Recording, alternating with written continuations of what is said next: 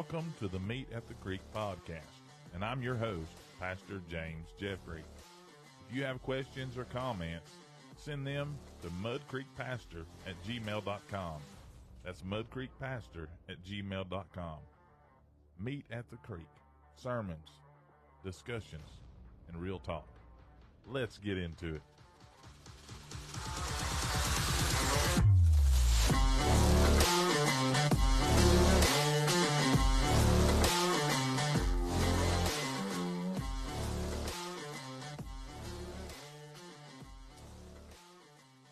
Well, hello everybody. Welcome into Meet at the Creek.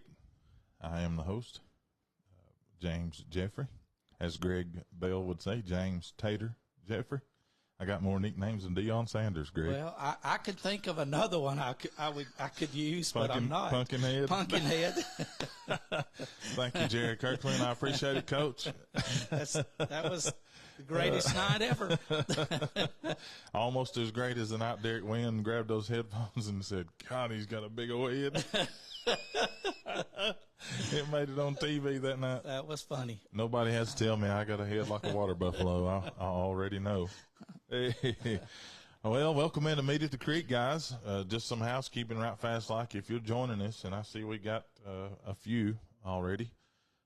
You guys do me a favor, like and share, love and share, happy face and share, care and share. If you put an angry face on there, you better be willing to back it up. Or you can come meet me at the creek. Can I hang around to see what happens? Yes, you can. We live on the south side of the kingdom around here, and always a good fun time on Meet at the Creek. If you don't already know, tonight I'm joined in-house here, live from the coffee shop, by my good friend and the owner of WWIC Radio and the voice of the Scottsboro Wildcats and the radio extraordinaire, the do-it-all man, Greg Bingo Bell. Well, I feel like I'm on the set of Johnny Carson's Tonight Show. Yeah, yeah, and just a disclaimer right fast, we are being buffeted by the messengers of Satan tonight. There's two flies that refuse to leave us alone, so if you see us swatting. Yeah, they're tiny, but they're aggravating.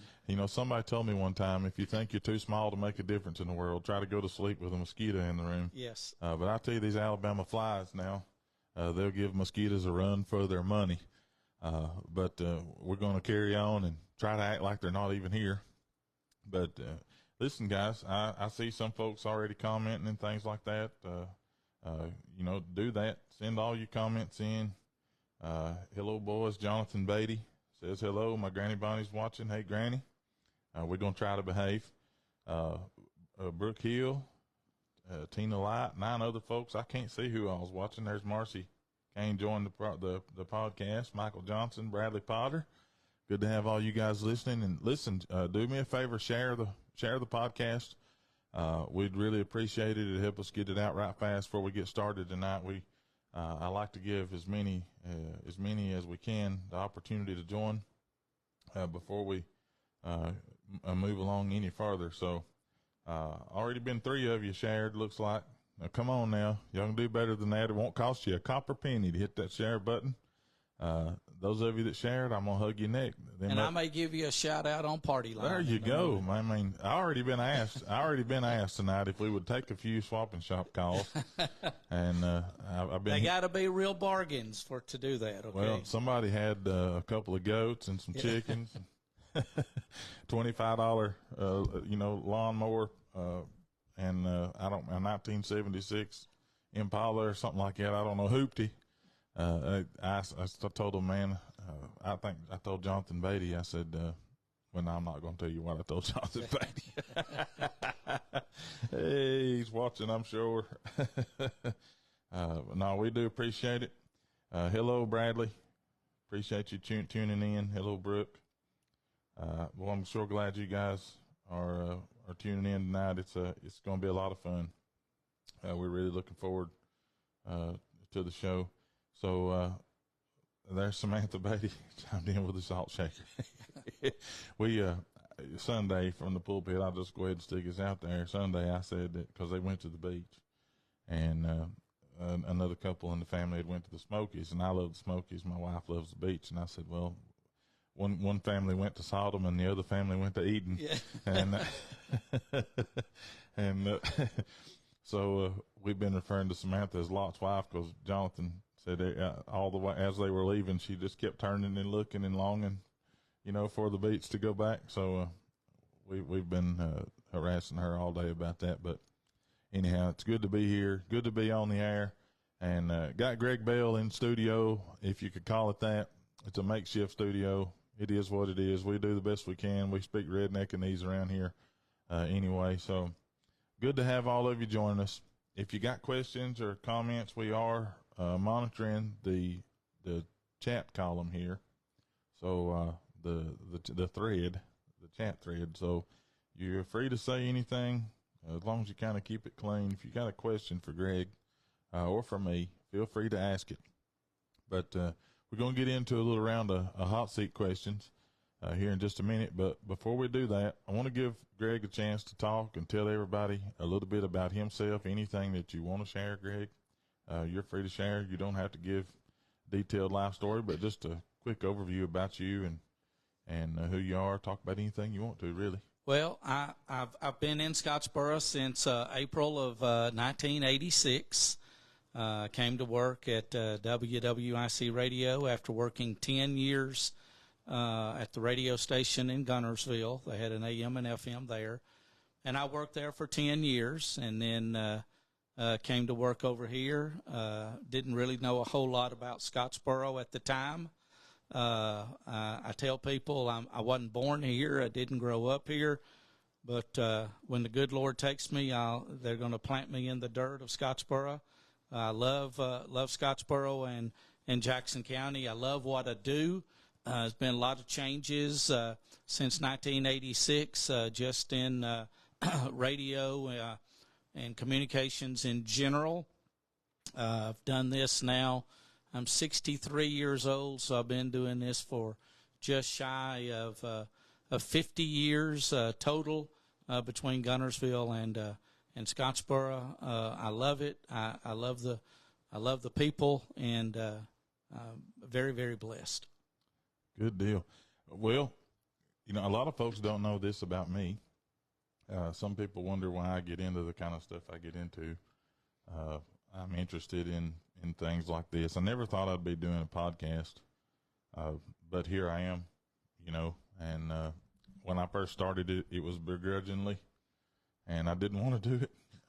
It was at the beckoning of my youngest daughter, but she got to talking to me one day, and she said, "Dad, in my age group, we don't do the radio as much as we do, She said, I would think that they were in the satellite radio and things like that, and not really." She said, she has Spotify, I think, and Apple Music, and they're in control of their music for the most part.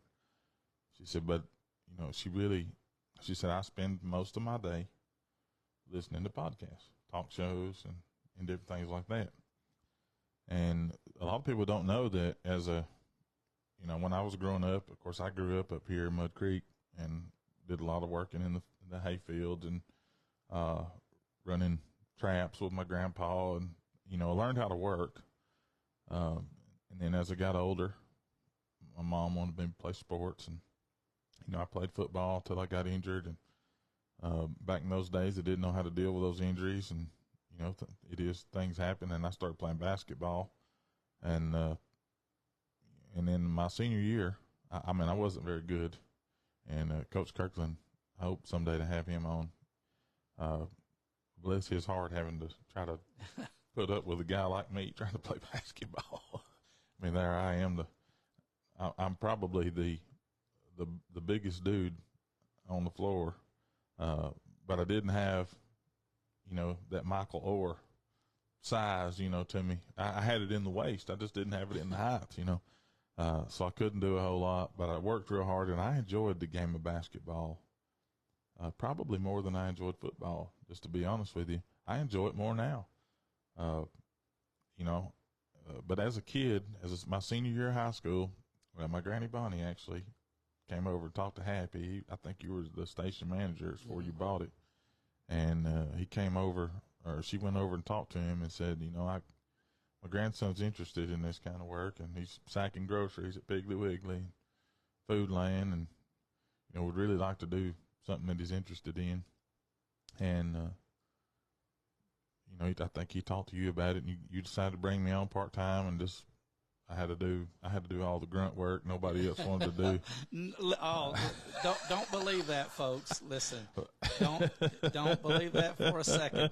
No, listen, I had to do terrible things like sit in the control booth with an air conditioner in the summer and a heater in the winter, and press buttons. To run, you had those little look like 8-track commercial stacks, cart machines. Yes, and I had to sit there and make sure everything ran and. Listen to ball games. The one thing you really enjoyed doing was running the Atlanta Braves. I loved the Atlanta Braves so much that I rooted for them to lose. Or get rained out. Yes. I wanted them to win every away game and lose every home game or get rained out.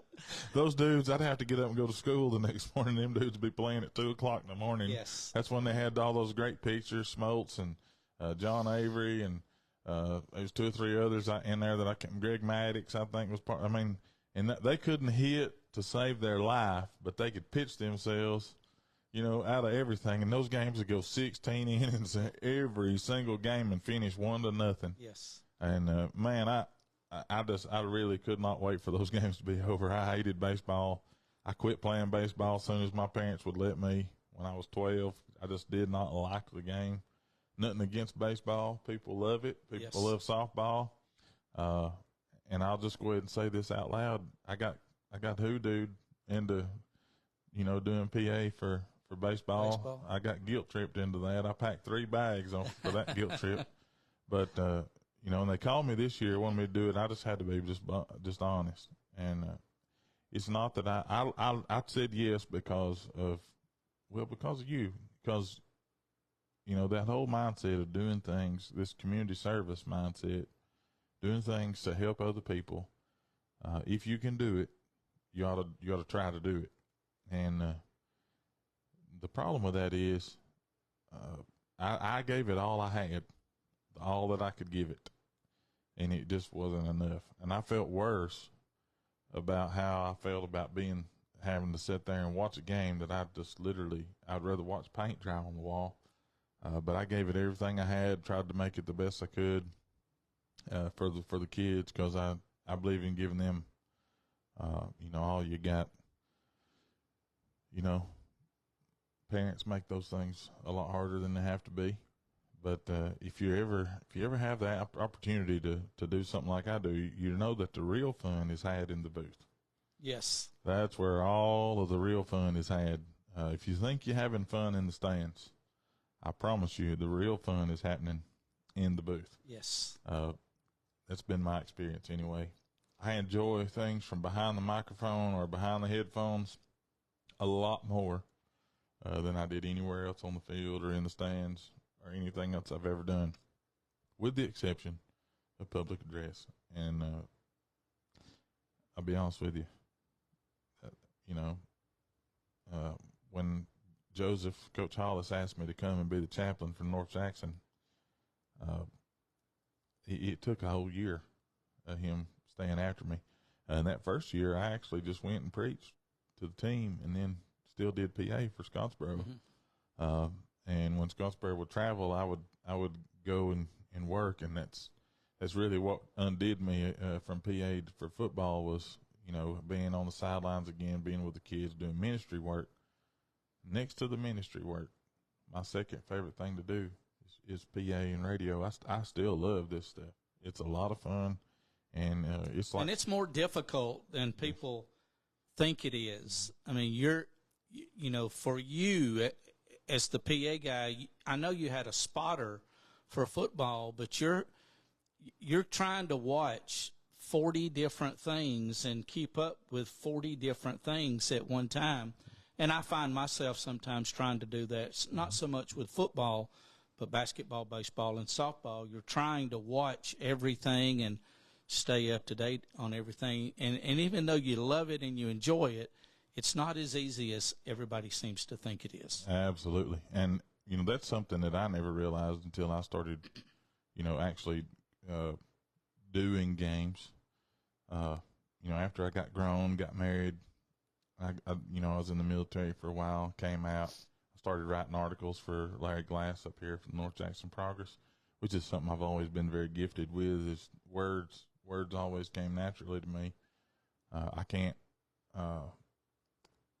tell you the difference between a adverb and a prepositional phrase or a noun, but I always had the ability to put words in the proper place, and things would just kind of come to me as they went along, and that was just a gift that God gave me.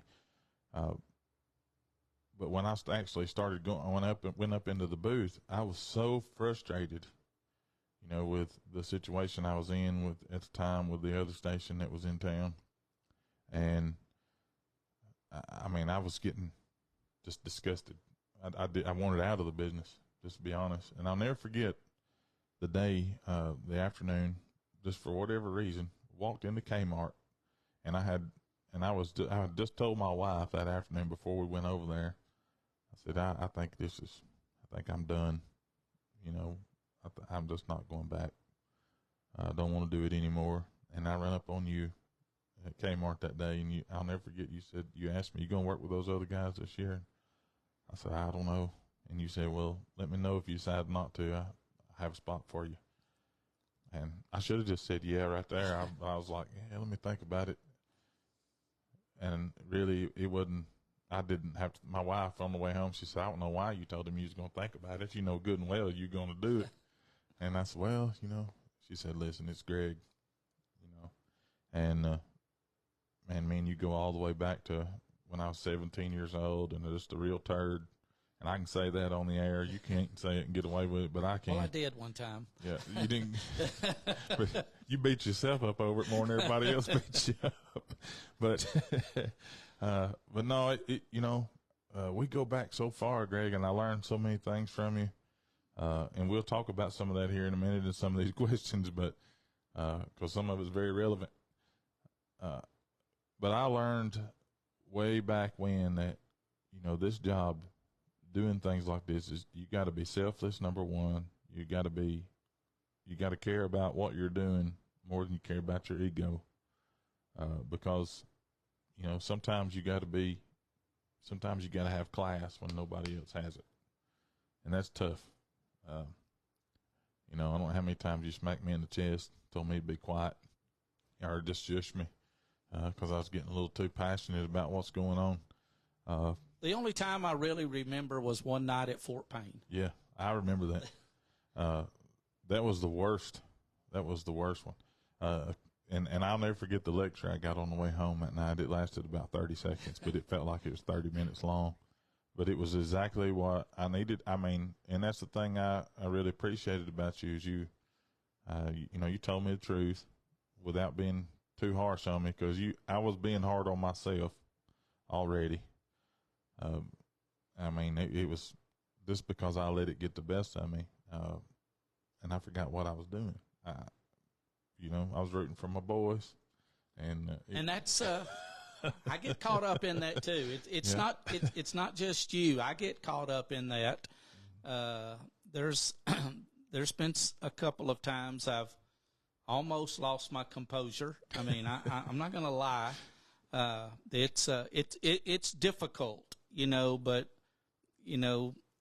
I read an article one time that that this person, and they were a college professor, and he loved to sample local radio stations, and especially ball game coverage. And the one thing he mentioned was the fact that it's okay to root for your team and to be passionate about your team, but you got to keep one thing in mind. You're not a baseball dad up there trying to do the game. You got a job to do. Don't let it get out of hand. And again, I've been guilty of that. Again, I go back to the Coleman game, a basketball game a couple of years ago. I've never been more proud of a basketball team than I was of ours who showed ultimate class in a situation where another team did not show any class. Right. And it's hard to fall. It's easy to fall into that trap, but I just I try to make sure that the fans know what's going on, regardless of how I feel at that time. Right. Well, now that everybody kind of knows what you do and why you do it, I want to ask you. I'm not going to ask you. I got like 80 questions, but I'm not going to ask you all 80 of them. Probably about 20 of them. Okay. We'll answer them as fast as we can because, we'll get to some other stuff that I really want you to be able to share with people. What do you think, in your opinion, that people misunderstand about you the most? What do they misunderstand about me the most? Yes. Well, I'll go back. This is something that I've told you, and I think you even used it in a sermon one time, joking with me. I'm not as good as some people think I am, but I'm also not as bad as some people think I am. Sometimes I think people have a perception of me that I'm goody-goody, and, I don't mean to come off that way.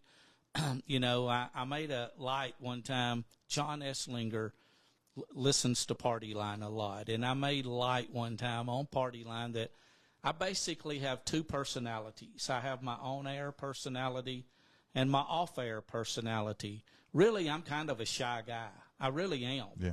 And, but once I get on the air, I'm different, and I enjoy that part. I try not to take myself too serious.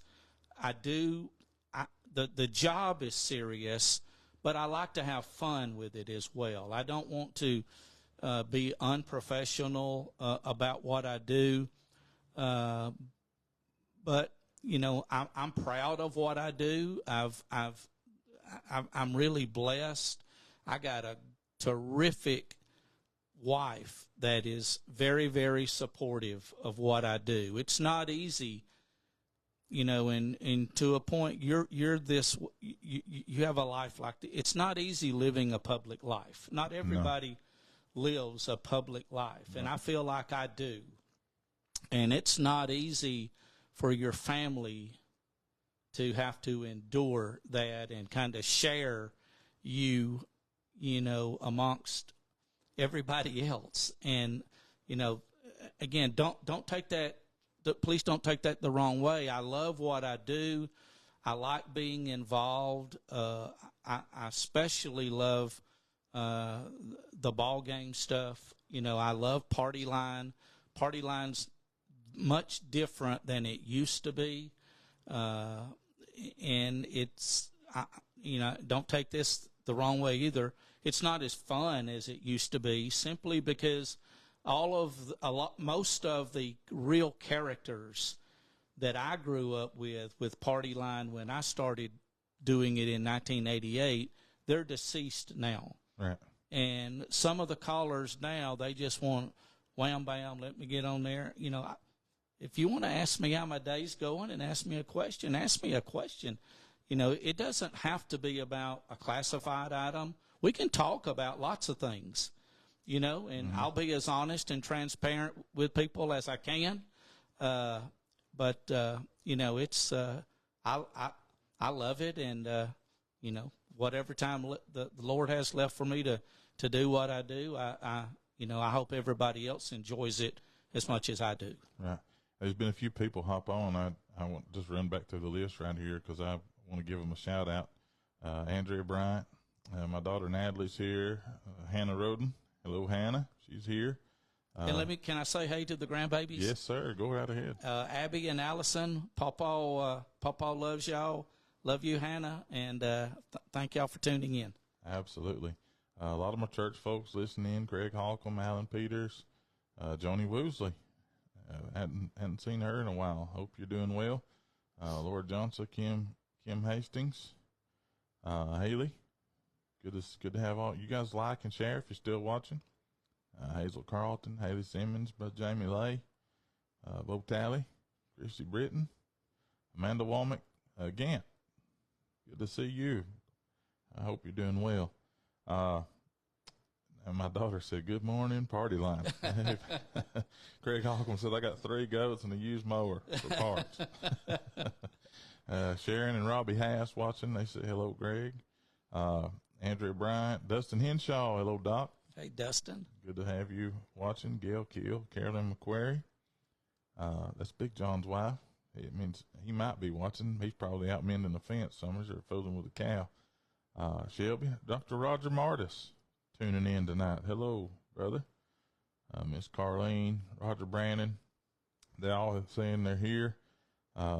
And Hannah said something here just a minute ago. She said the grandbabies are in the bath. I took off running for them to hear. They said they love you too, Papa. Good to have all you guys watch. You guys, if you're just joining us tonight, I know a lot of our women folk are coming in, just getting on now from the women's group. The women's group meets at 6 o'clock on their Facebook page. And we got several different things that happen on Tuesday night up here, and I appreciate everybody for helping. But Hannah said this just a minute ago. She said, when I was a kid, I was always afraid of who was going to be staring at us when we pulled up in the WWIC truck. She said, now I hope everybody looks. Oh, goodness. Ain't that funny how that goes? Well, you mentioned Angie just a minute ago. How did you and Angie meet? It's actually kind of funny. You know, I was single and she was single. Her aunt, Catherine White, had an antique store at Section. The Curiosity, I think it's Curiosity Shop. Or Curiosity Shop. And Catherine advertised with us, and I had bought a Victrola from Catherine. It's in the radio station right now. Among the many collections that I have of radios and stuff, and Catherine she told Angie about me and vice versa, and I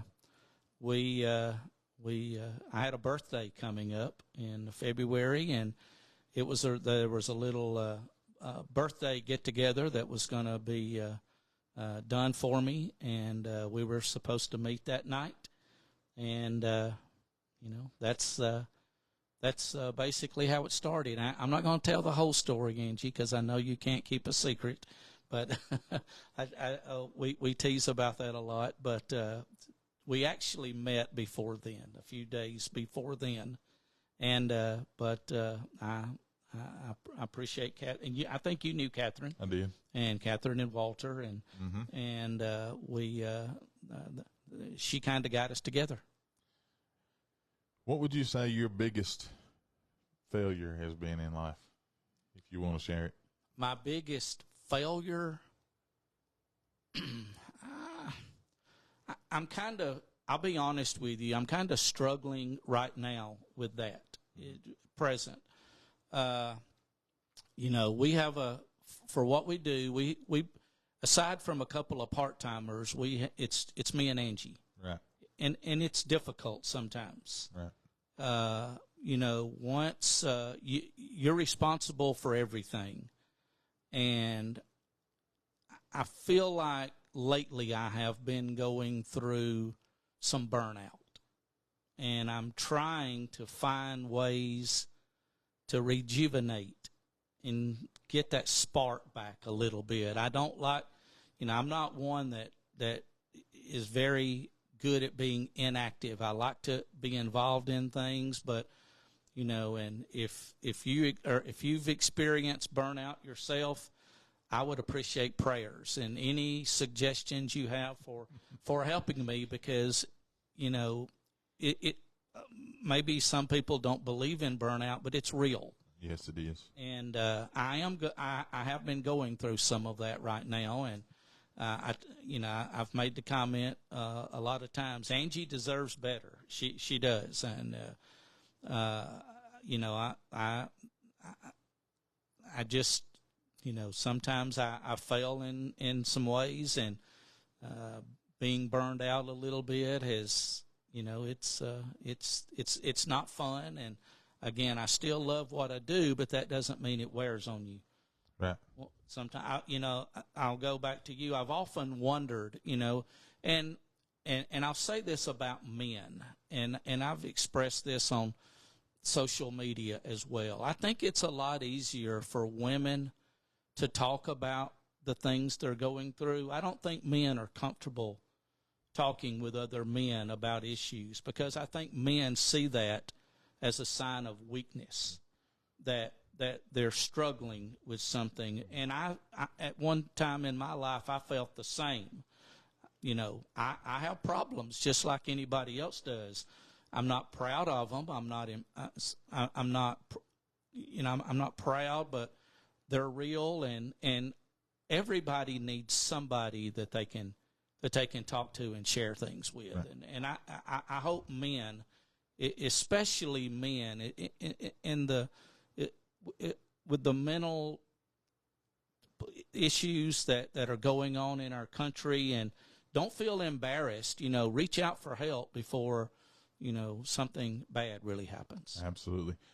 We do a men's meeting here every Thursday night here in the coffee shop, actually, at 6:00. We call it Shop Talk. And there's generally 10 to 12 guys that show up, and it's not always the same 10 or 12, but it's usually the same. There's the same 5 or 6 here, and but the others kind of rotate in and out. That's something that we did. What we talk about in here stays here, and we don't go out there talking about it. It's none of nobody else's business. Matter of fact, if we find out somebody went and spread somebody else's business, we may shank them the next Thursday night when they get here. I'm just kidding. No, and that's something that we just determined, that we would do. But we also determined that we'd be very honest and let iron sharpen iron. And if you'd be willing to talk about what you're going through, we'd be willing to prop you up and to give you any advice we had, or help you through something, if you're going through something major. That's, and I have found out, as it went along, when it started, it was kind of, anything new is, everybody's real passionate about it, big crowds. We had a lot of participation early on. But then, it kind of slacked off, and I felt like it was the Lord just pumping the brakes on the chaos and the newness. And it gave us an opportunity to refocus what we were doing, why we were doing it, what we wanted to accomplish with it, and start over. And now, since that's happened, it just kind of rebooted, and gosh, it's been very, very, very, very different. Even myself, I've had to be vulnerable and just open up about things that I don't like to talk about, things that I go through, and the guys have responded. And I have found, it's just been very refreshing. Well, I think sometimes from a male perspective, we have to have that macho persona. Yeah. There's nothing wrong with that, but there's also nothing wrong with, admitting that you have some struggles, because I think a lot of people hide those struggles sometimes, and at some point it's going to get the best of you, and the older I get, the more I see some of those things. And I just, if I could say anything to my male friends, don't be afraid, because we all struggle. I know we don't like to admit those struggles and admit our failures, and as I always say,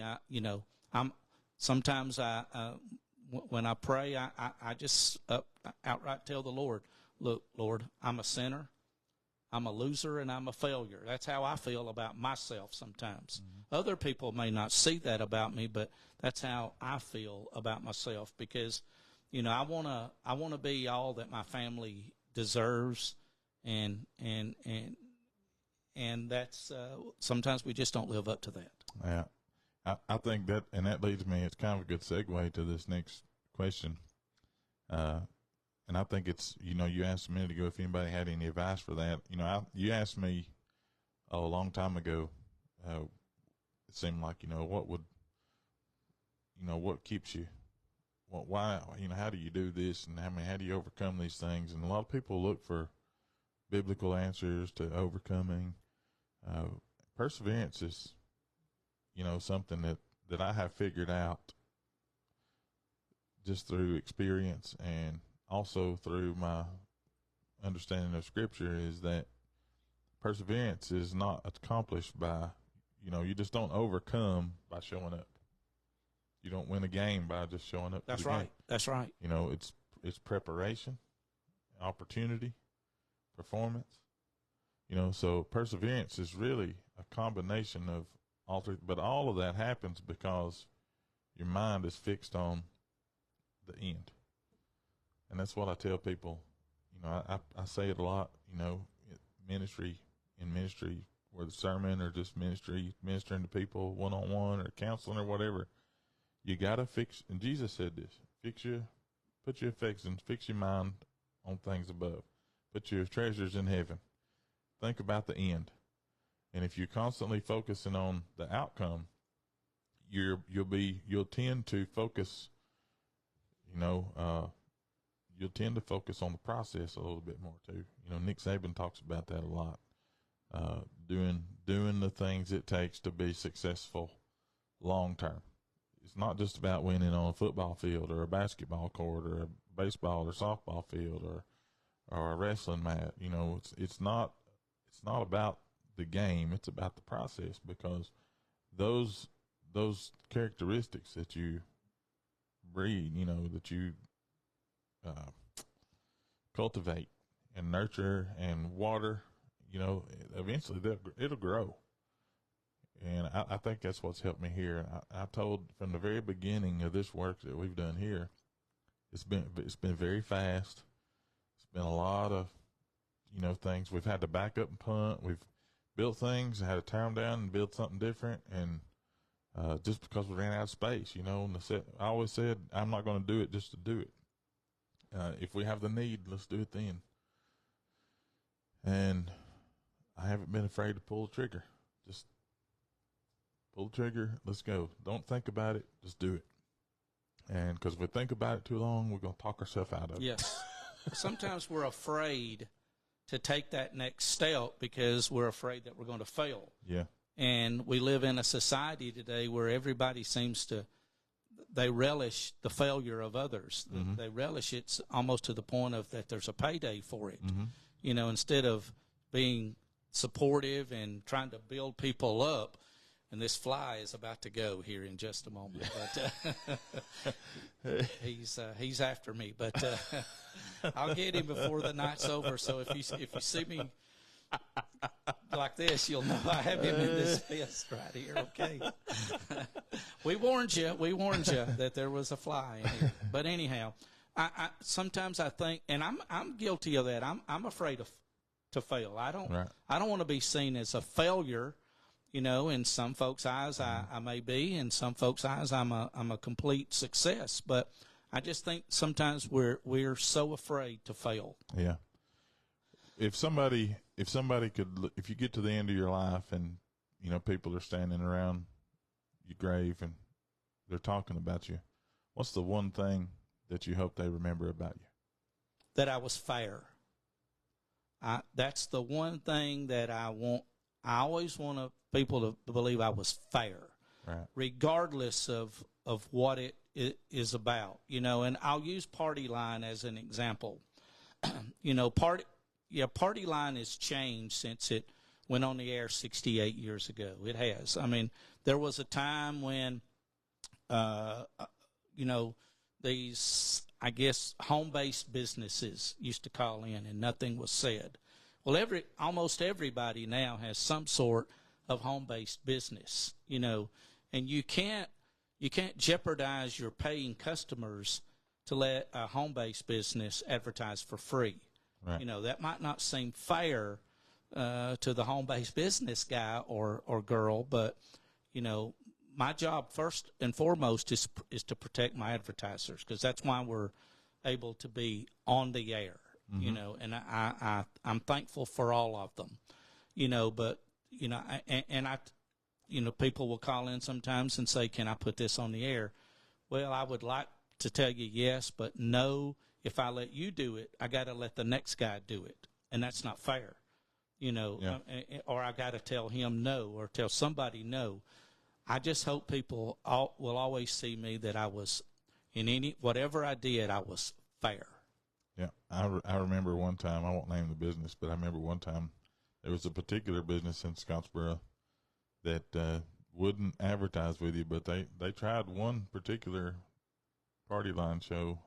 I just happened to be in there. They tried 3 different times to call in and do an ad, you know, live.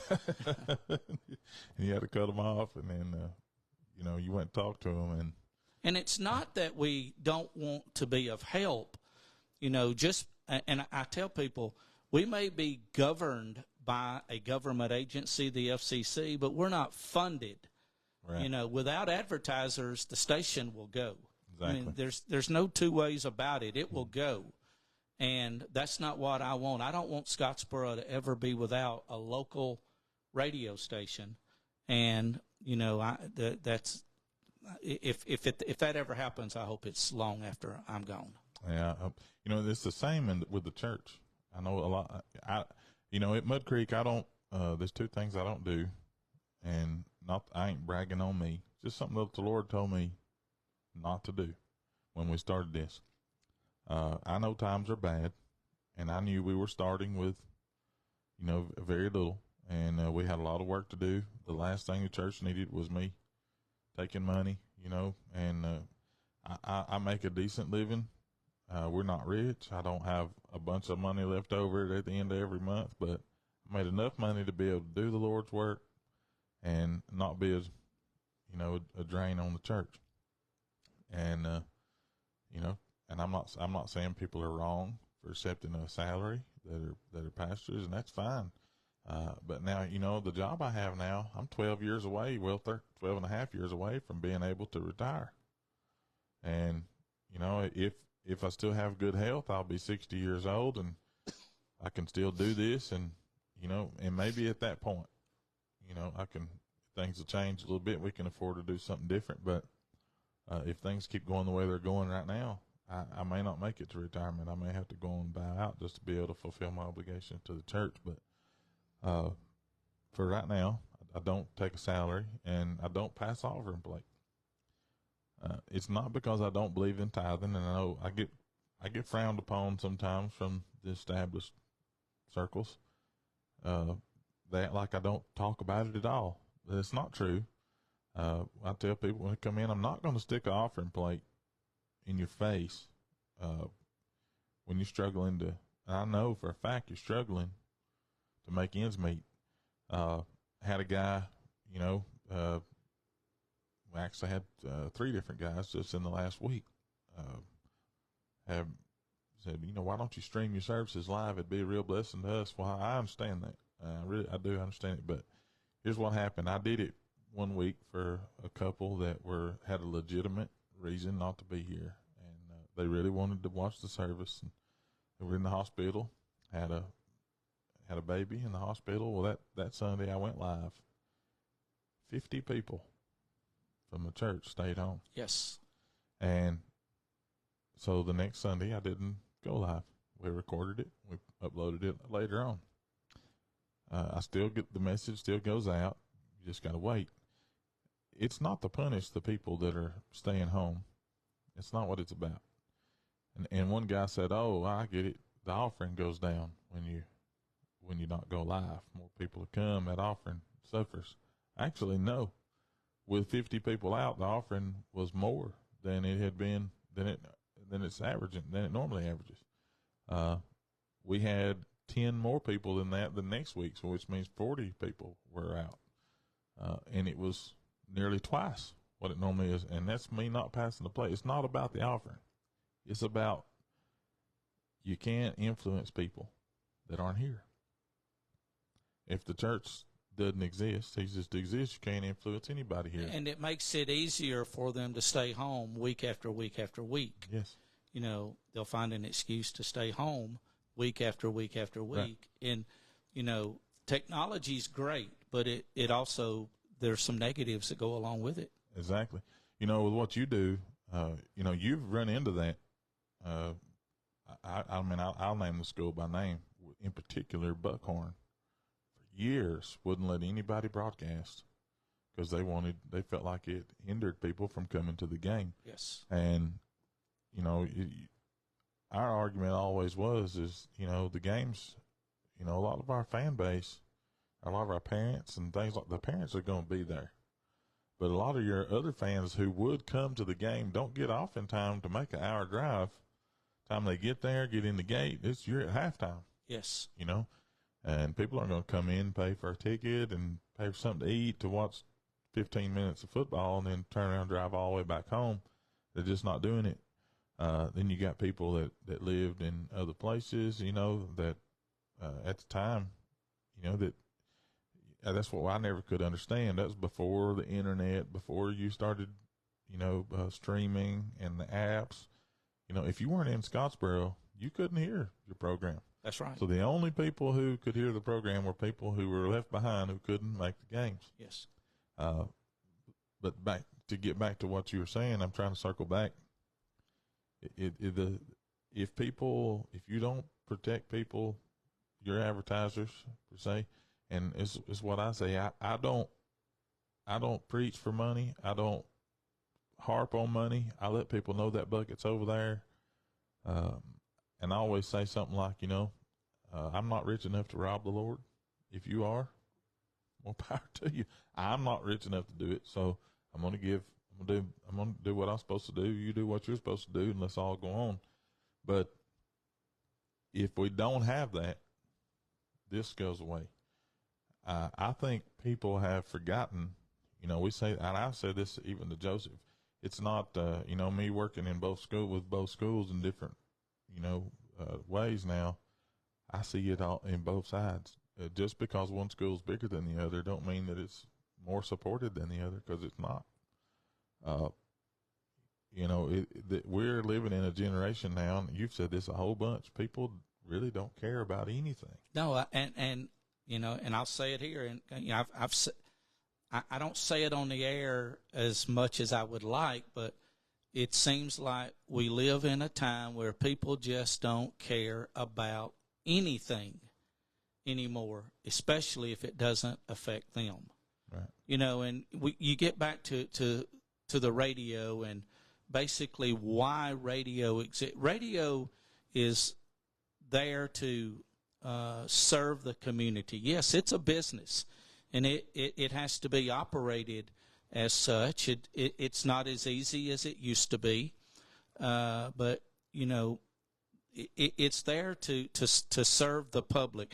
The FCC could care less how many times we play Johnny Cash and Alan Jackson every day. Right. They don't care about that. They care about the public service things we do. They care about the ball games that we broadcast. They care about the church services that we broadcast. Helping, you know, this just a few months ago, this was the first time that I had ever. You look back and there's a lot of things you think, man, I wished I had done that 20 years ago. But we broadcast the Memorial Day program at Collins Intermediate School, and one of the great things for me that I felt like we have done in a long time is broadcast that. The very next morning, an elderly man called in on Party Line. I don't remember what his name was, but it was evident by his voice. He was an elderly man, right. And he just thanked me up and down for carrying that Memorial Day.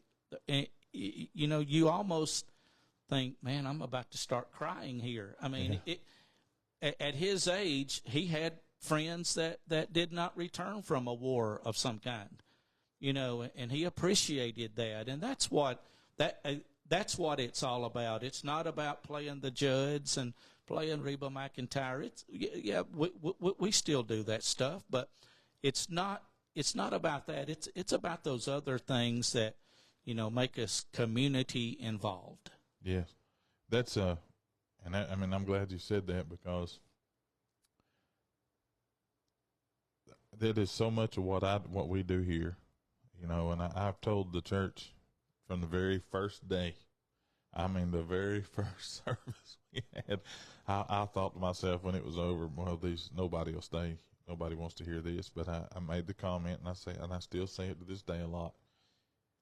If you're looking for a place that's just going to pile up a bunch of money, let little kids go hungry, or let people suffer, and if you can do something, if we can't do everything, but we can do something. And we're going to be involved. We're going to have events here that are, and I'll be honest with you, there's been a few things that we started doing, and now that people condemn me for, and now they're doing it.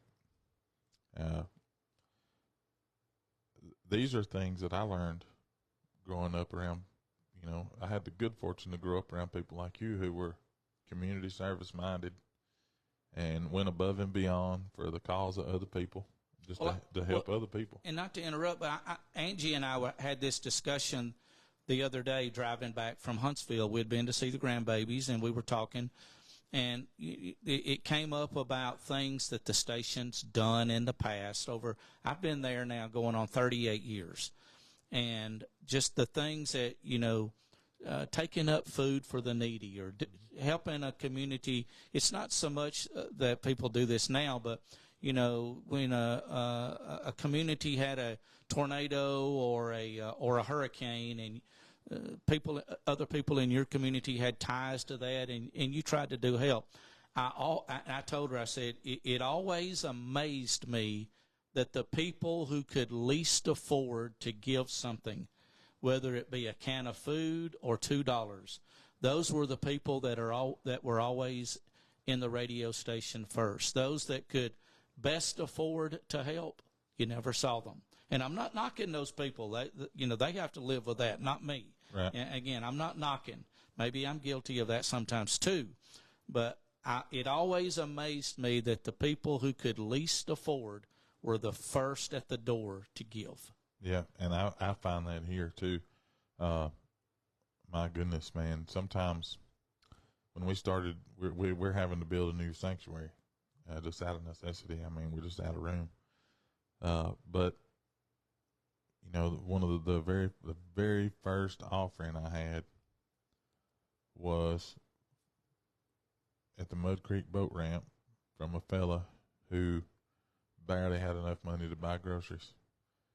And I know how much money he made, and he gave me 25% of his check, and said, "Here, I want to, this is gonna," and I knew it hurt him to give. He gave until it hurt. For him, that was $1 million. I felt so convicted in my heart, about it. I tried to give it back to him, and I said, "I'll put it in for you." And he said, "No, you put it in too." And so I did. But anyway, and then another anonymous donor gave $10,000. Another guy writes a check for $2,500. Another guy gives $5,000. And I'm like, this is coming from people who, the Lord's blessed them. They probably don't have that much money. It wasn't something that's just lying around. You know what I mean? It hurt. It hurt to give that kind of money. Mm-hmm. They didn't want their name mentioned. They don't want no pat on the back. They're not calling it. One of them don't even come to church here. And it's just from the time I started, the people who invested and gave and gave and gave and gave and gave, it just blew me away that people still had generosity, that much generosity in them. And I tell you, I found out something about the general public is they generally the same people, those same people that you're talking about, they're the ones who continue to give. If something stays afloat, it's going to be because, of them. Mm-hmm. And I often wonder, if I could convey the heart of some people to everybody, to the people who could really, really make a difference, boy, what a difference we could make. Yes. But it is what it is. So, let me ask you this, and then we're going to kind of go on to the next section. If you could go back and tell 18-year-old Greg Bell something, what would you tell him? Woo! I would tell him not to be a know-it-all, smart aleck. You don't know everything like you think you do. And, Angie and I were, again, I'll go back to this. We were talking about this maybe a week or so ago. She was asking me about my time working in Gunnersville. And I told her, I said, I've been fortunate to have two bosses in my life. One that taught me how to do and one who let me do. Kerry Jackson was the one who taught me how to do.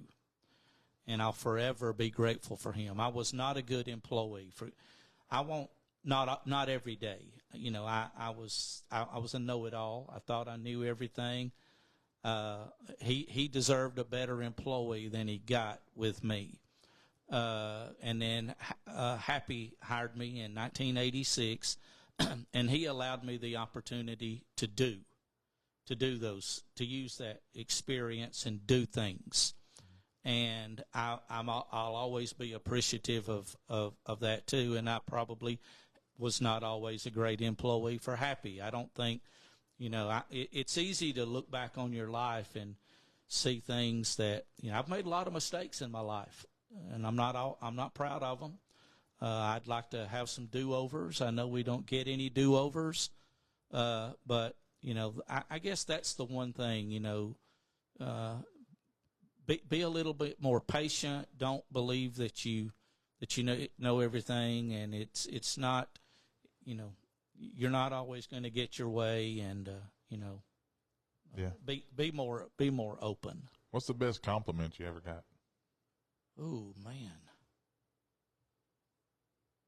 wow.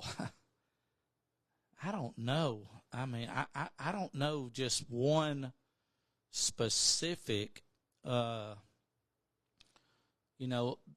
There's a, and she and I haven't had a chance to talk, but I don't know if you know Roger and Vicki Smart. Their daughter Ashley is a teacher and coach at Scottsboro, and their daughter Alyssa plays softball.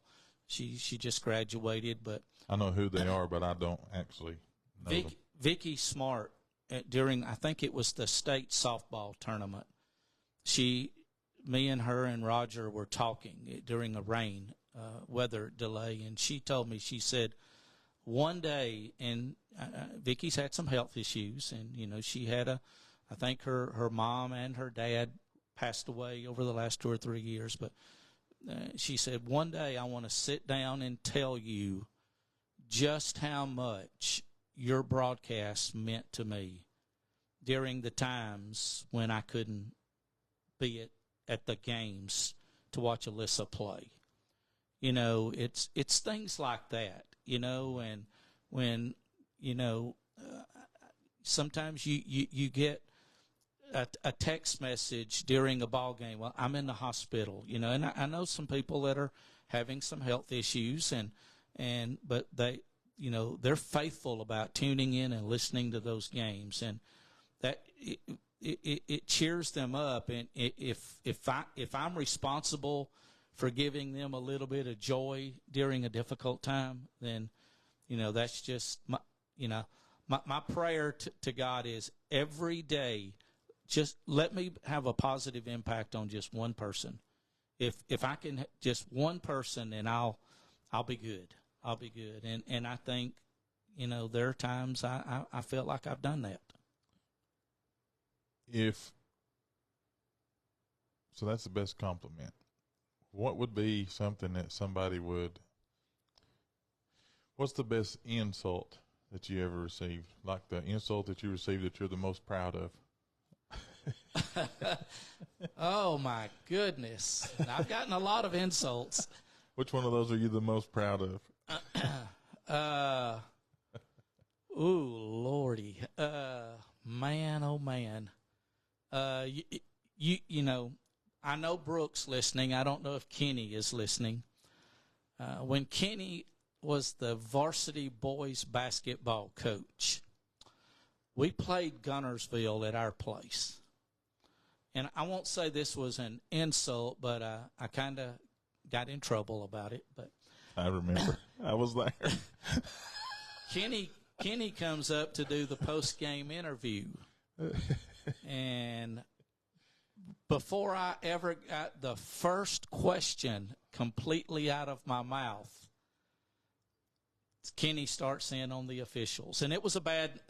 It was terrible. They shot like 51 free throws, and we shot like 20 something, in our own place, you know. And you know, there were some Gunnersville fans that kind of got in on that interview, and they weren't happy with me. You know, I mean, there was a couple of guys who made a smart aleck remark to me, and that's okay. I mean, if I say it, you know, I'm open to criticism. But, you know, you let us go, and I'm not throwing off on Gunnersville again. I don't care if it would have been, you know, any school in the state of Alabama. When a team in your gym shoots 51 free throws and you shoot 20, yeah. That's a big disparity now. I mean, that's a lot of difference, folks. You know, and but you know, I got in a little bit of trouble for that one, but you know, I don't have any problems apologizing for my failures and my lack of professionalism, but you know, it happened, and you know. It's funny to me, you know, you bring that up, and I have never forgotten that. And the reason I have never forgotten is because the guy who called and ratted us out still don't know that we know he did it.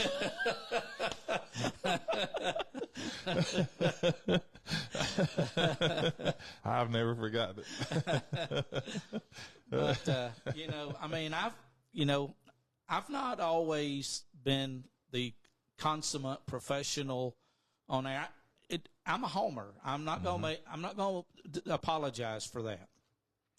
You know, if I'm broadcasting Skyline and some team in Oxford for the state tournament, I'm for Skyline. That's my team. Yeah. You know, and if I broadcast for Scottsboro, well, that's my team. If I'm going to broadcast for Pisgah or Section against another opponent, well, that's my team, and I'm going to defend my team. Yeah. And I'm not going to make any bones about it. You know, last year, you know, Scottsboro played out in North Jackson, and I'm up there as my very first game as chaplain.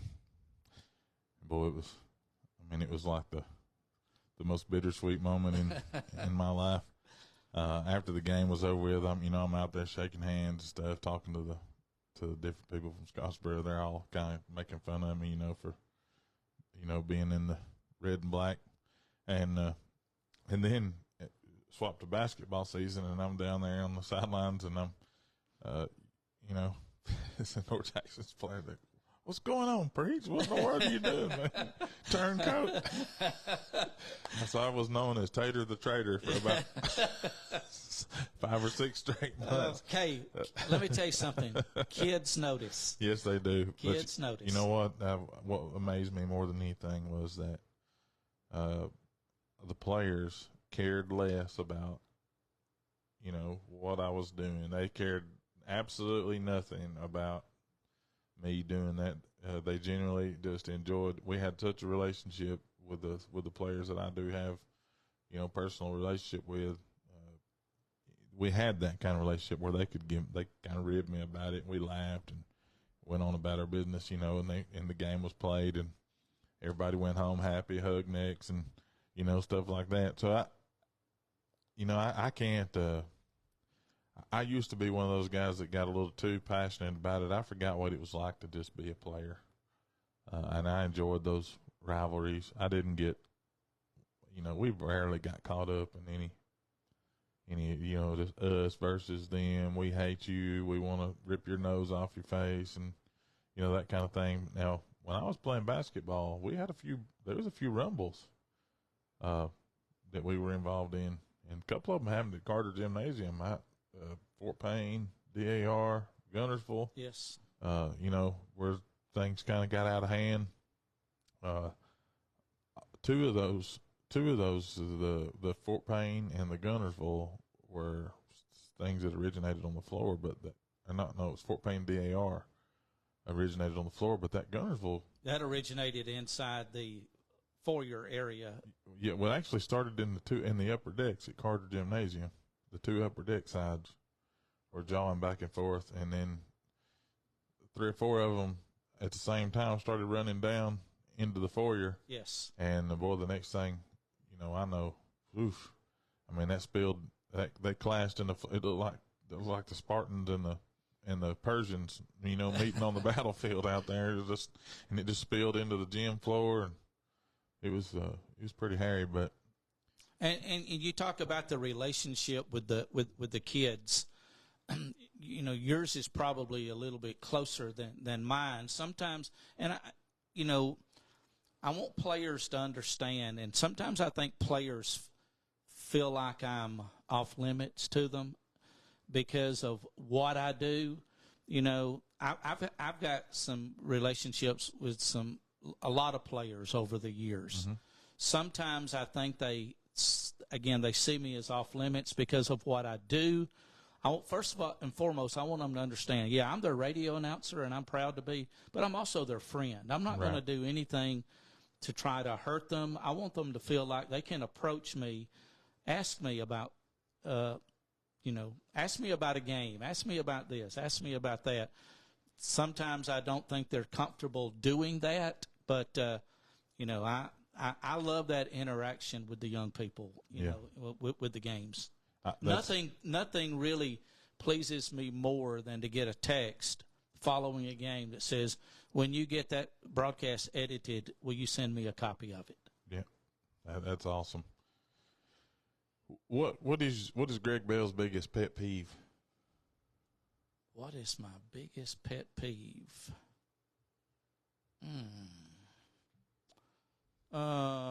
Laziness. I don't like lazy. I just don't like lazy. And it's okay to be lazy every now and then. I feel guilty when I'm lazy sometimes, but I don't like lazy. That's, I remember I used to, when I was a 17-year-old punk, I'd drag myself in on, weekdays and after school, be tired. And you were just like, man, I've been up since 3:30. What in the world? You were living in Gunnersville at that time. And, you said, I get up every morning. The first thing I do is work out. I said, you can tell that. Yeah, Andy. What's wrong? Yeah, I'm like, why in the world would a man get up and work out first thing in the morning?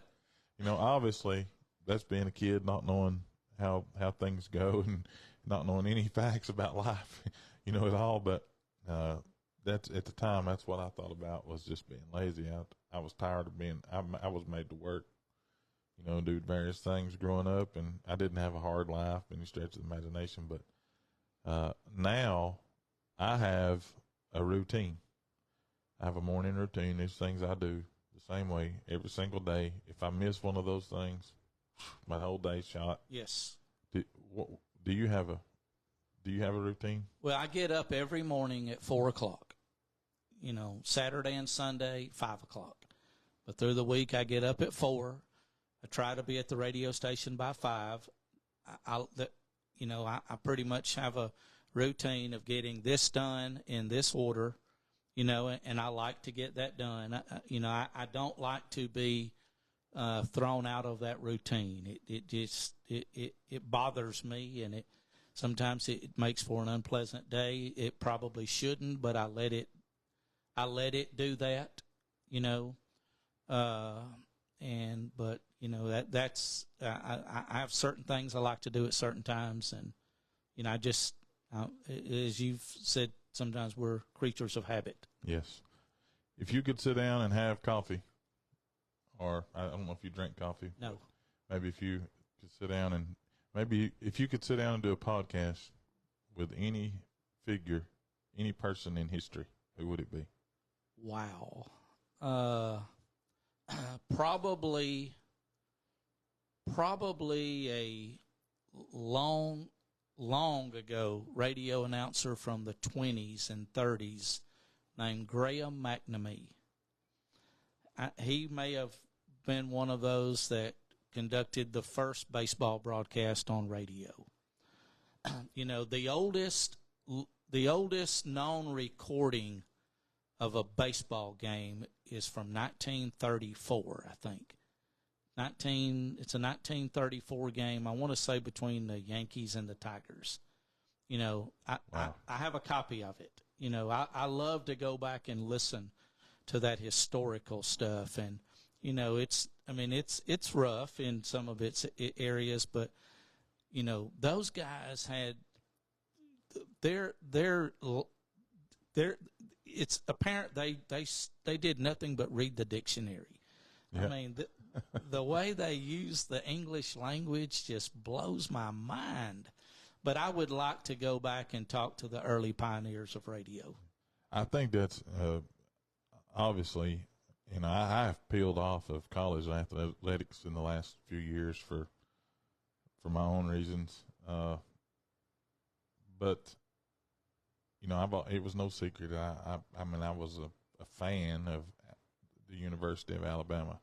I go on with people now, use it, but I haven't sat down and watched a full game in years. Me either. I just don't get into it like I used to and don't care about it. But now I do like to listen to their radio people. Yes, me too. And I like to go to games and listen to other PA guys. Because, you know, I learn. And yes. I think that's cool. They do that. Yes. I'll pick some of those things up and start trying to do them myself, because I just think they add to, yes, you know, the whole experience for just not only the fans, but the players and the coaches and even me. I mean, I'm there because that brings me a certain level of joy too. But one of the things I always say, if I listened to I watched an interview with Mark Richt one time, and they asked him that question: if you could go back and sit down with one person, if you could meet one person, who would you want to be, or who would you want to meet? And he said Jesus. Obviously, that's the correct answer, but I always like it when people throw other things out. And so I've got where I kind of if I ask that question, I always say, besides Jesus, who was one person you would want to meet or sit down with? I enjoy listening to Eli Gold, it's not because of his voice. To be honest with you, his voice kind of annoys me, but the way he does that is his.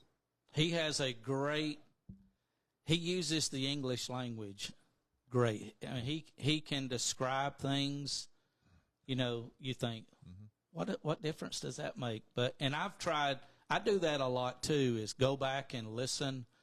You know, I like to listen to different broadcasters. I have some favorites. Yeah. And they're not all necessarily inside the state of Alabama.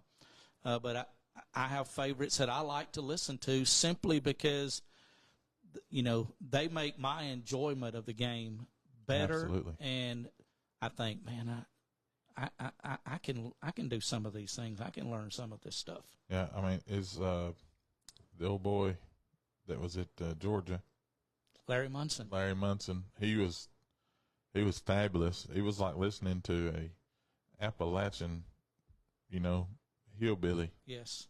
Do a football game. He was just his ways, the things he would say. You know, I remember one time Eli Gold was doing a game. I was having to work, and we were listening to it on the radio. And I don't even remember the running back's name because it's not important. You know, I remember the call more than I remember the player. But he said, you know, handed off to the running back. He said he breaks right, he shifts left, he shoots up the middle, and he's brought down by 3 Vanderbilt Bohemus for a gain of a half a yard. Yeah. You know, we went through this whole thing. It lasted like 25 seconds. You think, gosh, he's gone 70 yards. Yeah. Well, he had, you know, a step here and a step there, just bouncing back. You know, you listen to that stuff. I don't remember if it was who the guy was that used to sing it, Billy something or other. He sang the song Billy the Kid. Oh, Billy Dean. Billy Dean. Did he also sing the song "I Saw It All on My Radio"? Yes. I'll never forget that. You know, if you got and I hear people when I think about the best compliments that you could get when I ask that question. That's what when you can make somebody feel like they're there. There's one guy that listens. He probably listens to my station more than I do. His name is Jack Flowers. He lives at Section, and he's always listening to the ball games, especially. And his daughter had told me and Angie one time that he grew up with radio, and that's how he got the games. He doesn't care that much for television. He loves to listen to the games on the radio. Right. And he will text me sometimes during games and, just make comments about the game and different plays. It's almost Jack gives you the sense that he saw that play just like I did, even though he didn't see it. Man, I think it's awesome. There's a question on here that I was going to ask you, but I'm going to answer it. Okay. I'm going to tell you what the question is, and I'm going to answer it. A lesson that your job has taught you that you think everybody else should learn at some point in their life. And I'm going to answer it because you expressed it to me. And I actually say this a lot. I talk about influential people in my life, and I could name a long list. Outside of the ministry, I'll just say this. Outside of the ministry, there's been 3 major influences in my life. Becky Russell, Jerry Kirkland, and Greg Bell. Well, I appreciate that. And the reason that Becky and that Miss Russell and Coach is on there is for obvious reasons. Those two individuals probably saved my life as a teenager. Miss Russell single-handedly kept me from flunking out of school. I was in a situation that no coach understood. And Harold Meeks, they stuck me in when they kicked me out of athletic after I got hurt and couldn't play football. They kicked me out of athletic PE and stuck me over into the regular PE. And then even the coaches participated in, dogging me out on a regular basis. My mama had a lot to say about that, and they paid for that for the next few years. But Coach Meeks came over one day. We were playing ball and basketball there in the gym. And there was a few of us guys that were there, and I enjoyed just kind of hanging out, not having the pressures of having to do athletic PE anymore.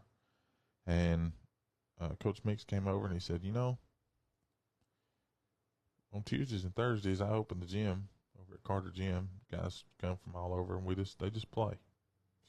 We don't coach, they just play. He said, you seem to enjoy basketball. He said, I'll be honest with you, you're not very good, but you seem to enjoy it. And I think it might do you some good. I said, well, you know what, I'll think about it. And so I went over. First night I went over, they opened up, I walk in, I'm sitting over there. Of course, I'm big and heavy. I didn't get picked by anybody. But as people would need a break, I'd just jump up and run in, fill in for them till they got their breath back, and then I'd go sit down. Didn't try to get involved in anything, just let people get to know me, and I got to know those guys. And, man, those guys became some of my best friends. Brad Dudley, John Greer, Jeff Olanese, LeBron Kraft, Shannon Hammonds was on those teams. Matt Bowman, Jason McClure. Those guys became, family to me. I won't ever forget Talbert Cox. Me and Talbert, and a lot of people don't know this. Talbert probably don't watch my podcast, but he and I are friends on Facebook. But Talbert and I used to sit every day because we both were terrible free throw shooters. And we were the heaviest dudes, generally on the team. But every day, Talbert and I would stay, and we'd spend about 35 to 40 minutes every single day. as if either one of us was ever going to have the chance to win the game on a free throw. You know, we were not in the game generally at the end when people were being fouled, but every day, you know, and Talbert talked me into doing that. He's like, you know, we stayed and we worked on free throws every single day, 30 to 45 minutes before we'd go home. I enjoyed that. I learned, you know, Talbert and I developed a very great, we're still good friends. When we see each other or talk, have any communication at all, I have the greatest amount of respect for him. I love him, and he, you know, we still have that bond that we had 30 plus years ago shooting free throws. And that's the only time we ever hung out, you know, was just there. But you know, we went through the same struggles playing sports, you know, you go through those things. But I say this a lot of times, you know, the greatest lesson I learned was 15 years later. And I'm in one of the I'm in that transition period in my life, and it was before the major catastrophe started happening to me. You know, you were there for all that, but it's right when I started working for you. You know, you invited me to do basketball, and you said, I'll never forget it. And you said, if you want to come with me, I'm going. And I started going, and man, I was hooked. But you know, we had a lot of time to talk, to sit and talk, you know, to and fro. And I learned a lot of things from you as a young man that I never forgot, because, you know, you were a good teacher.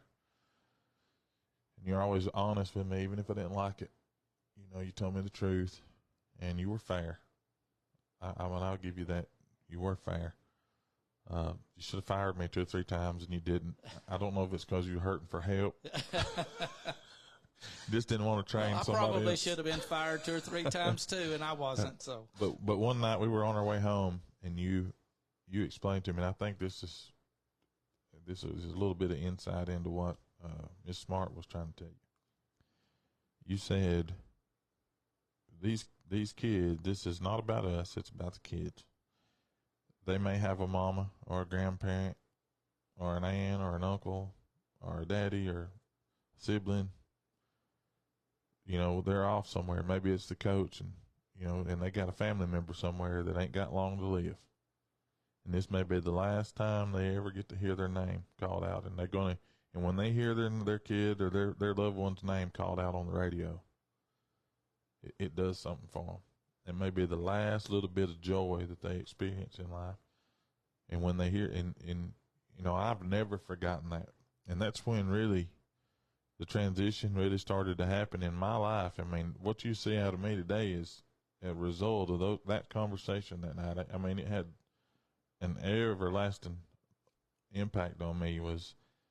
That's when I got a hold of another guy in the ministry who taught me a lot about, you know, joy. Jesus first, others second, yourself last. I teach that here. Our theme, making much of Jesus, and that's what it's built around, is putting the Lord first and then putting other people ahead of yourself, trying to help other people. Do what's right for everybody, even at your own expense. Even if it costs you, do right. Do what's right. Be fair. Treat everybody with respect and love, and, you know, it'll come back to you.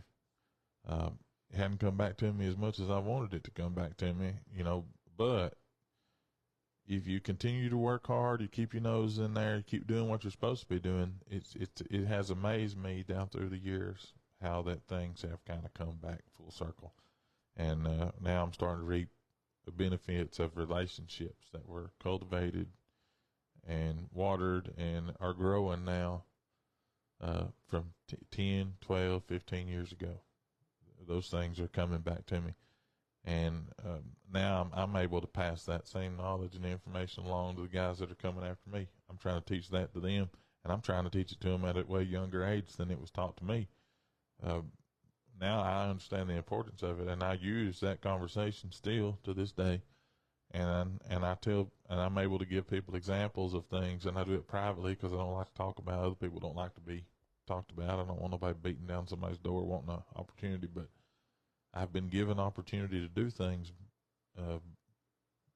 because of trying to, putting other people ahead, trying to work toward the goal, work toward the cause, work toward the mission, staying goal-oriented and focus on the end. A few years ago, you saw me, because we're friends. You got to see me at a very low place. And some people thought it was, even I did, I thought I was low because I was failing. But it's because after it was over, when it ended and this new chapter began, I realized that I was low because I wasn't doing what my heart wanted to do. You said earlier you had one boss that let you be you. That's what happened, for me. When finally the restraints were off, the man-made restraints, and I was just able to fulfill the vision that the Lord, I felt like God had given me to do. And I tell you this a lot of times, man, that radio station is a whole lot like, it's your own little ministry, so to speak. Mm-hmm. There's a lot to be learned from small business owners, especially from people that are in not just a small business owner, but a community service business too. Mm-hmm. It is almost an identical. It's a parallel endeavor to the church, really, because you got all these different people that you're talking to, and sometimes you don't really know who you're talking to. Right. I mean, one question I always like to ask when I meet someone who's never actually, they've listened to me, but they've never seen me, is, do I look like you thought I would? And the answer is always no. Yeah. I've never met anybody that I remember that said, yes, you look just exactly like I thought you would. Yeah. But that, and you talk about the business part of it and the community service, and I'm not begrudging new businesses coming to Scottsboro, because it helps Scottsboro. My heart, though, is really fond of businesses that are locally owned and locally operated. Right. And those kind of businesses they're disappearing. For starters, it's not easy. It's just not easy. The generation coming up today, they don't see the importance in some things that I see importance in. But, and again, lately Scottsboro's gotten a lot of new chain businesses. Again, that's great. I have no problems with that. But keep in mind, when you start thinking about doing business with somebody, how these local businesses, they're going to buy ads in your football program. Mm-hmm. They're going to sponsor the play at the school, or they're going to do this. Those chain guys, they're not from here. They don't live here. They don't know what's important in the community,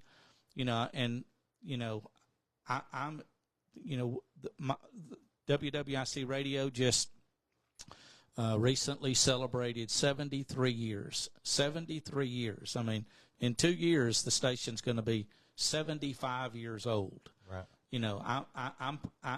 I love that radio station. I'm proud of it.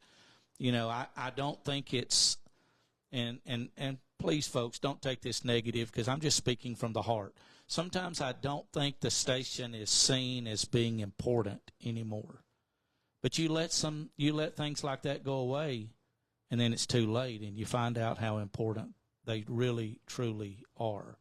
It's like losing a great member of the community who did a lot.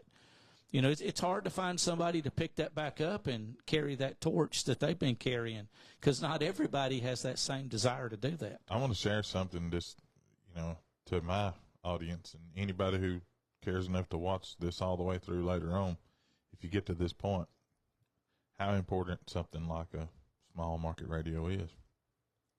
I had relationships at the time of April 27, 2011, when the tornadoes ran across the state and just destroyed everything.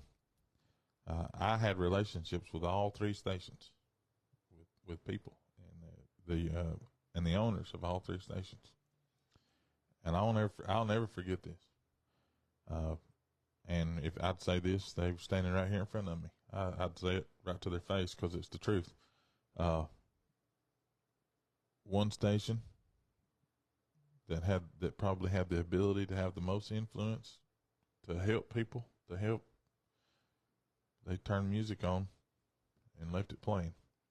That station is still on the air. They're not in Scottsboro anymore, but they're still on the air. They just turned music on and hooked up to a satellite and just let music play. One station just didn't want to. I mean, it was going to be too much effort. They're going to have to bring in generators and work a little extra, and so they just flipped the power off and went home till everything kind of got back to normal. But WWIC, and I know this because I came and volunteered and helped answer phones and stuff down there. You brought in a generator, you worked 12 hours a day, and fired that station up, and the whole day, all day long, about every 15 minutes, you were giving reports about where people could find shelter, where they could find food, where they could get showers. This business is open. Go here. If you need clothes, go here. If you need help, call this person, or get to this area or that area. Literally for 4 or 5 days there, it was nonstop public service. Just, it was not about music. It was not about anything else. It was just about helping the community and where you were living. What blew me away that when I was down there answering phones were the businesses who refused to support the station that called, and I took the phone calls, that called, wanted us to advertise that they were back open for business. But you know what I mean? I understand why you feel the way you feel, because people don't understand. Well, what would they have done if you hadn't been doing what you were doing? What if you just flipped the power off, said, okay, that's it, I'm out, I'm done. What would they have done then? How would they have got information out? Where would they have turned for help? I mean, the power was down, people's phones were dying, the city was on a rolling 2-hour electrical thing. I mean, people were just, we were struggling. We found out, just how bad it would be if the worst were to happen. And it'll happen again one day. It will happen again one day. It's just a matter of time. I hope that I remember that very vividly. And I remember how the other people who could help responded. And yes, I saw the best in humanity. I also saw and experienced some of the worst part of humanity. So I've been on opposite sides of that. That's why one of the reasons why now that we have opportunity, I advertise as much as I can. It does me a favor. It does you a favor. It helps everybody. Eventually we want to have a program. We're going to try to figure out a way to get on the air, weekly. You're going to be part of a program we have coming up with football season, and and we'll talk about that at some point in the future. Yeah, but, I'm looking forward to that. But just the other day, somebody asked me about some hats, and I thought, rather than I could get online and design me some on Vistaprint or something like that. But I went down. I said, I told the church I'm going to go use a local guy down here. It's going to cost us a little more. But hey, that guy will remember that. That's right. And and if we have any trouble, he's going to help. He's going to fix it. Yes. Because he goes to go to Walmart with us, and he goes to the ball fields with us, and they're going to take care of us. It's worth the little bit extra. Yes, the local guy. I mean, he's living here. He's trying to provide jobs for other people. He's trying to get his bills paid as well. Those are the guys. Those are the people that tug at my heart. The local guy. If you were to start a new business tomorrow, or if you were going to start another occupation, what would you like to try? If it weren't radio, what would you like to try? I would like to work in the sports information department of some team. Yeah, I knew that was that Hall of Fame stuff gives you away. Listen, I love sports history and sports research. It's a passion of mine. I thoroughly enjoy it. I think it's something that I would be good at, and that's what I would like to do. I hear you.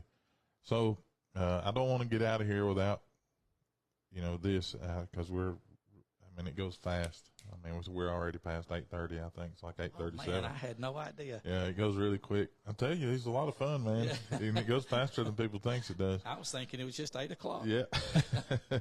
It's like a good ball game, man. Yes, it is. Yes, it is. It goes by quick, fast, and in a hurry. One night, you and I did a ball game in Gurley, and that night, we talked about, everything. But that night, you shared your faith, your upbringing, and where you were at, and you were real honest. I think it's one of and I've said this already today, but your honesty, your ability to open up and just being willing to talk to me about things. But I'll never forget that night you shared your faith. You shared, we talked about our life experiences, and we've been together so long, just around each other. We sort of know we've been there for a lot of things. We've experienced a lot of the same things and had to deal with it simultaneously sometimes. So I think, in some ways we not as much as, I'm not your closest friend on the planet, but in some ways we're pretty tight, I think. Anyway. Me too. And, things about me I don't want anybody else to know. And I know things about you probably don't want anybody else to know. But I truly, I can't express to anybody what it, sometimes in the ministry we get so focused on, when I first started this podcast, I heard a little bit of that is like, well, you bring in these other people and it's not all about the church. And I get it. And over the last few weeks, I've been able to sit down and really express to them and explain to them why I do what I do now, why I'm shifting directions. There's so many things to be learned from other people who love Christ, and they're out working in other fields and doing things. Their life doesn't evolve around the ministry like it is. I think sometimes as a minister, a pastor, preacher, or church leader, ever how you want to say it, it's important to me that I stay very connected to people outside of the ministry so that I don't ever lose focus about why I do what I do. Because I have found in the ministry that, if I'm not careful, that it'll become all about coming to church or doing this or having a certain allotted time just to talk about this or that and the other. And we lose our ability to be influential where we can because we refuse to. And I've experienced that in reverse too from other people. I'm not ball game oriented enough for some. One of the things Joseph says, I'll be honest with you, he used it to sink his hooks in me when he was trying to get me. He said, I got an offensive coordinator, preach, and I got a defensive coordinator. I need a spiritual coordinator. That's where you come in, man. He had you, didn't he? I was hooked. That dude could sell ice to an Eskimo. No, but that gave me a lot of, being able to go last year and go up there and do that. I had some great experiences. I don't know if you got to watch any of that podcast or not, but I had some great experiences, and he and I talked about it when I brought him in. I rolled right out of that back into doing basketball, And I'll have Coach Bell on here in a few weeks. On the 11th of July, he's going to be on. And I'm really looking forward to that. I got Kenny coming on the first Tuesday in August. Him and Brooke are going to be on together, and I'm looking forward to that. I mean, it's going to be a lot of fun. I got Derek Wynn coming, so I got a lot of coaches coming, some ministers coming. I got some politicians coming. I can't wait for those. Okay, I want to be part of those. Well, you come on up. You can sit out here and ask questions. We'll give you a microphone and let you. I'll see if I can't get these flies killed before then. But I really, really, really wanted to dive into other arenas, and I'm bringing pastors in too. I try to do one of those a month too to rein it back in ministry wise too. But there's so many things that we see now that we never saw before. And I think part of what helps me grow and has helped this ministry here blossom so fast is because of the things that I learned from other people. But as I hate to say this, Stacy Lidwell, working for him, there ain't a day goes by that I don't want to pull most of my hair out. He drives me insane. His internal motivation, his will never stops. And it's always, just do it. Don't think about it. Go on. Let's get it done. Get it done. Move on. Well, I don't have the ability to compartmentalize, so I go all day long with my blood pressure running at stroke level till it's over. But he's taught me to be able to multitask and, be able to do so many things at the same time. I can have 4 or 5 conversations happening at one time. And I found myself now where I used to couldn't do this. I had to focus on one thing at a time or I was burnt. And now I can have 4 or 5 intense conversations and discussions happen all at the same time. And I can bounce from one thing to the other, and it's because of him, what I'm having to deal with every single day from him. He didn't mean anything. That's just who he is. Yes. And he's not trying to hurt anybody. He's not trying to hurt me. It's not personal. At first, I thought it was personal, but now I've realized, that's not personal. I mean, he's just one of them dudes that he's goal oriented. He's finish line, and when he crosses the finish line, he's already been. I didn't realize this, but when he started back here, when that race started, he was already thinking about the start of the next race. Yes. He's by the time he crosses this finish line, he's already trying to figure out how he's going to cross the next one. And that's just the kind of guy he is. And I'm very, very thankful. And I'm meeting more and more of those people. I'm bumping into them. Dealing with him has helped me understand you a whole lot better.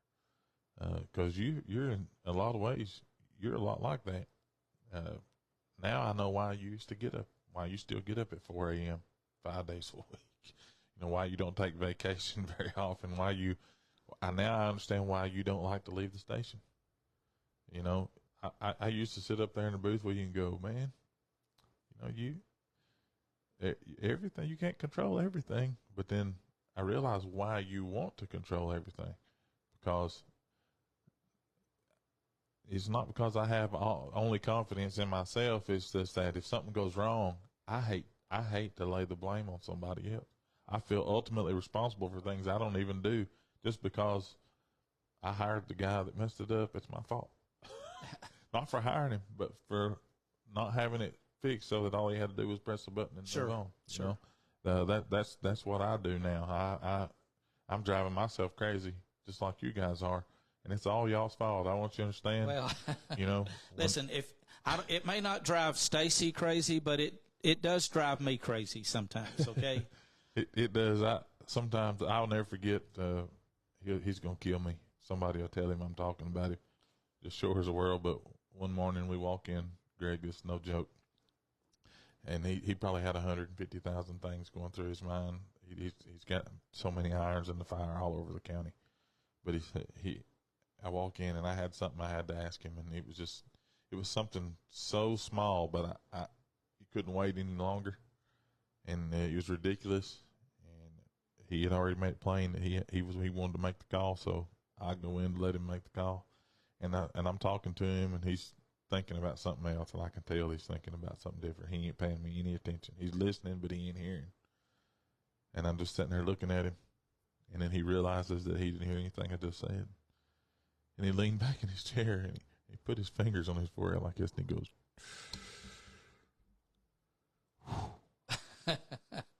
"Now do what?"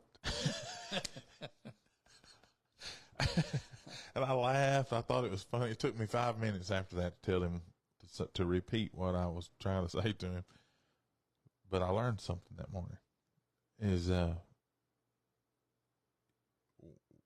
when somebody comes up and is talking to you, you better put what you're doing on hold and listen. Yeah.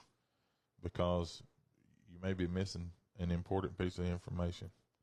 But when that's over with, you got to determine like that. It's just instantaneously, okay, now what's most important? Pull the trigger on this, fix this, or peel back around to this and fix this. He calls it circling back.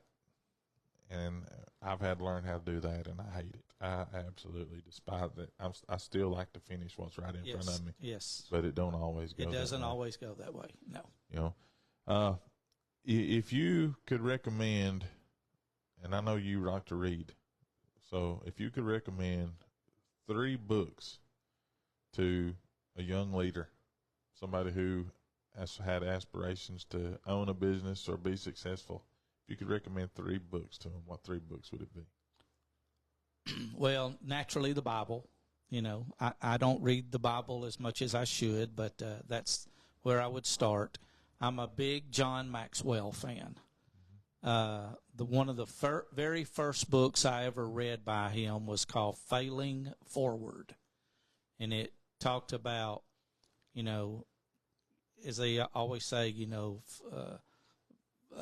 failure isn't fatal, and then the third one, that one's going to be a little difficult.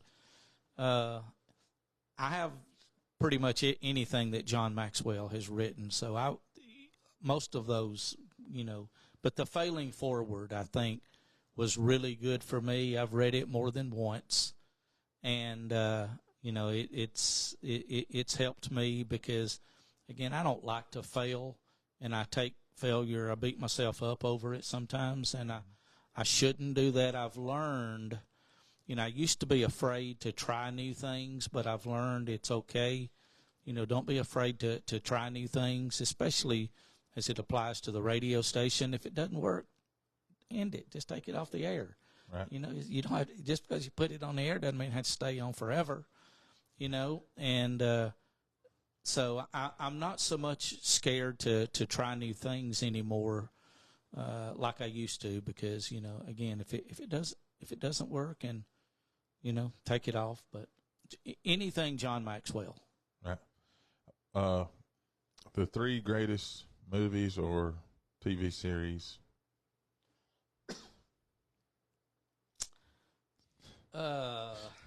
Tombstone, probably the best movie ever. The Natural.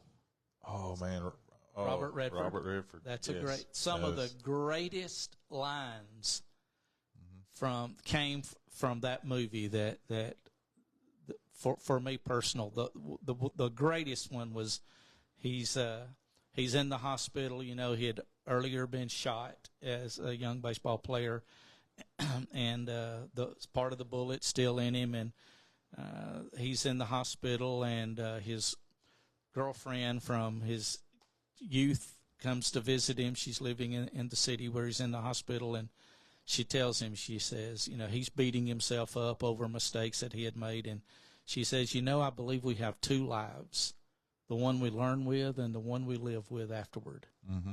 And that's right. Yeah. I mean, that's pretty true. Yes. And because we always think we have all the answers, but we learn and then we live. And the third one of the greatest series for me, television wise, was The Blacklist. The Blacklist. Yeah. I would obviously I have Tombstone on there because I'm a huge Tombstone fan. It was one of my favorite movies of all time. And the religious, the ministry side of me, obviously, just my faith side, The Passion of the Christ was probably my number one movie because of the historical nature, the fact of how they did that, using the original Aramaic language and stuff. They even used some Greek, and they threw some Greek in there where the Roman soldiers and stuff were talking to each other. Words like idioto and things like that. Those are two of my favorites. I would like to. It's kind of a toss up because, Passion of the Christ would be number one, Tombstone would be number 3. 3B would be A Few Good Men, because I like Jack Nicholson's, dialogue and as much as we like to be against his character in there, there's a lot of truth in what he's saying. Is that people. Sometimes guys have to make decisions that are hard. Somebody has to make the hard choices. Mm-hmm.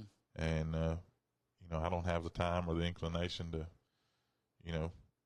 give ear to a man who rises and sleeps under the blanket of freedom that I provide and questions the manner in which I provide it, Sometimes I think that's what the Lord thinks about us. I think about that, who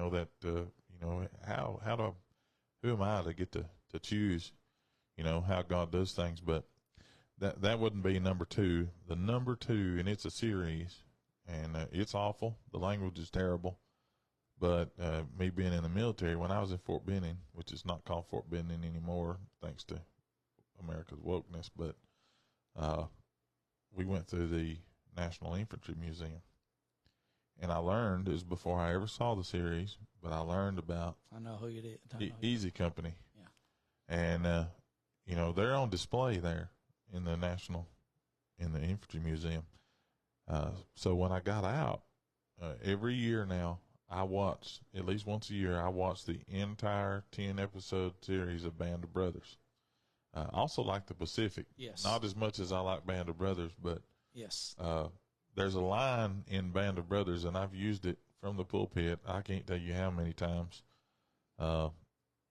where the captain's talking to the private Blythe, and Blythe said, on D-Day I hid. And, the captain says, you know why you hid, Private? He said, because I said, you haven't realized that you're already dead. And the minute that you realize that you're already dead, it's then that you can function as a soldier. That has helped me so much in my spiritual life, because I realize I'm already reckoned in my mind. I'm already in heaven. My mind's already there. So I catch myself now doing things like with a reckless abandon, because I just don't care anymore how it's going to affect me here. I know that the reward is there. It's amazing to me that I think like that, even because I used to not think like that at all. But that's been one of the greatest, the absolute greatest things that I ever saw in my life. There's so many moments in that, yes, that are wonderful. I try to find the good in a lot of things. I found a lot of historical context in a series that is awful, and I wouldn't recommend anybody to watch it. I had to lock the door, keep my family and everybody out, because I was so ashamed. But I didn't watch it for the content. I watched it for the historical value of the show. It was Spartacus, and I realized very early on that I didn't like it.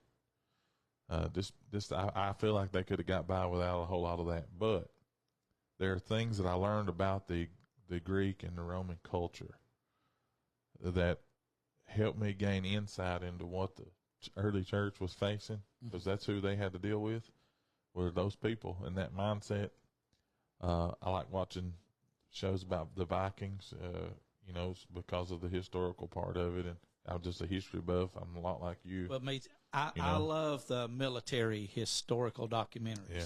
I watch World War II stuff all the time. And those are things that our kids aren't learning anymore. They're not learning about that stuff like we had to. And it's doing them a disservice because there are things that they don't understand why a lot of those they not only do they not understand why those wars were fought, they don't even know the wars were even fought. That's right. They have no clue what you're talking about. You can turn on any YouTube video where people go to college campuses and they ask 150 people just randomly, who won the Civil War, and they'll say Russia or Vietnam or England, or they have no clue. No. And I understand, but I think we're doing ourselves a lot of disservice. A lot of this political correctness and stuff is because we don't teach history. Yes. The way it ought to be taught, and some of these things are going to die off, I'm afraid, when our time's gone and our past is what it is. And Ecclesiastes chapter 1, Solomon, wisest man outside of the Lord Jesus that ever lived, he said, those as things were, so shall they be again. History repeats itself. If you don't learn from it, you're destined to repeat it. Mm-hmm. The only person who can break those strongholds is you. And if we don't do that, then we're going to be in trouble. Hannah asked a question. I always try to ask, what's a funny story that somebody would tell? And Hannah said, Greg, are you going to try mushrooms and sour cream? No. I don't know what that means, Greg. She knows that I don't like mushrooms nor sour cream. There's Jordan Davis joined in. Hello, buddy. Hey, Jordan. I'm a very picky eater to some degree, but mushrooms and sour cream not on my diet. I heard that. All right, as we polish off right here, what are 3 daily habits that you recommend to anybody who's trying to do something with their life, trying to run a business or be successful? Patience. I don't have a lot of patience. Sometimes I want to, I want to be in control. I've got a project going on right now, and you're well aware of it. We have an FM frequency coming. It's been a slow go, slower than I had hoped it would be. Some of it's just protocol, some of it's financial, some of it's just it is what it is. But it's going to happen. It's just I'm a big Twitter fan. I'm not much on Facebook anymore, but I like Twitter, and there's a couple of motivational pages that'll come up sometimes, and it seems like lately they're always saying something like this. When God says it's time to happen, it'll happen. Mm-hmm. And I wanted it to happen yesterday. Yeah. But apparently God doesn't think that was yesterday was the time. So I'm trying to have patience on that. Smile and try to, again, we live in a society where we're always looking for the negative in other people and the bad. I can find negative in everybody, just like everybody can find negative in me.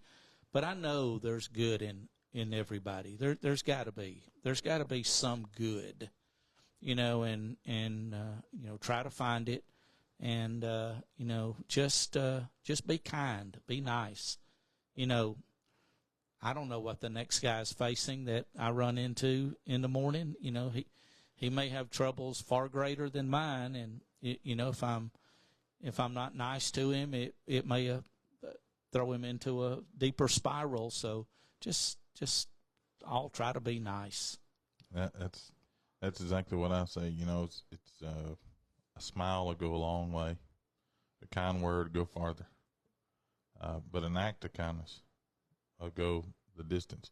Maya Angelou said, "People forget what you say, and they forget what you do, but they don't ever forget how you make them feel. Yes. Yes. So, that's I think that's the greatest advice that I ever received. Well, Greg, I appreciate you being on. Anything you'd like to say before we? No, I appreciate it. I didn't really know what to expect. Thought it was going to be worse than it turned out. Well, you were expected to go under the gun. Yes, I really was. I thought we were going to take phone calls. I didn't really know what to expect. You were good to me and nice to me, and I appreciate everybody tuning in and watching or listening. And as I tell people, my life is really pretty boring. There's not a whole lot of excitement to it. I kind of like it that way. The older I get, the more I like to just be at home with Angie or with Hannah and the grandbabies. As I tell people, and and as well, the grandbabies are the best thing God ever invented. They have changed my life for the better. My grandbabies have changed my life. I understand now. It's not all about how much time I spend at the radio station anymore. If I die on the way home, that station will still be there. It'll be on the air in the morning. Somebody else is going to have to run it, but it is what it is. And I want as much precious time with those grandbabies as I can get. And, Hannah said, she mentioned it, you always go off the air with it on party line. If God brings you to it, He will bring you through it. And always think about that in happy moments. Praise God. And quiet moments. Is it quiet moments? Seek God. Seek God. And painful moments, trust God. Yep. And every moment, thank God. Thank God. Yes. And, you go That's off. probably been one of the most influential things I've ever said on the radio was that every day. I had a lady, she's deceased now. She cross-stitched that for me in a frame, and I have it in my office, hanging in my office. And, people, I've had people, they'll call and want a copy of it, and they'll say, do you mind if I make some bookmarks? It's not mine. It's not mine. You do what you want to with it. But right. I think that's been the most impactful thing probably that I've ever said on the radio. Every Sunday morning, when I close the service out, I always finish the service with the Lord's blessing. The Lord bless you and keep you. The Lord make His face to shine upon you and be gracious unto you. May the Lord lift up His countenance upon you and give you peace. And I always, that's something that I got from another preacher. I preached revival for him. He did that every single night. Then I found out he did it every service. He never left. I catch myself now doing it all the time. I do it at funerals. I do it at weddings. I do it at services. I do it if we have communion. We do communion a little different here than I have ever done it before. We do kind of come and go style, and I let people come and they start at the back, and I give them a few things to pray about. And they work their way up to the front. And when they come to the front, I actually, do the rites myself, and I'll serve them, and then I'll recite to them, what each thing means, and Jesus break the bread, and they took the wine. This is my body broken, and this is my blood spilled for you. And it's every time you do it, as often as you do it in remembrance of me, that kind of thing. And then I'll bless them before they get up and walk away. It has become something that I just can't hardly see doing without. I just can't hardly see doing without. We're about to close. I just want to say thank you for everybody for tuning in and watching. I appreciate everybody for being on, and again, thank you, Greg, for coming. And well, if I have ruined the podcast for future subjects, I apologize. No, there is one thing that we always do, and I haven't done it yet. I've been waiting to go off the air because I wanted to go off the air on a great note, and it's a funny story. I generally I try to get somebody else to give a funny story, and I'll be honest with you, I try to get Hannah to tell a funny story about you. And she said she didn't have anything, so I am going to tell the funny story without telling the funny story. Are you ready, Greg? I'm ready. All right. I'm going to go ahead and start the outro because I'm just going to say one word. Red. You ain't right.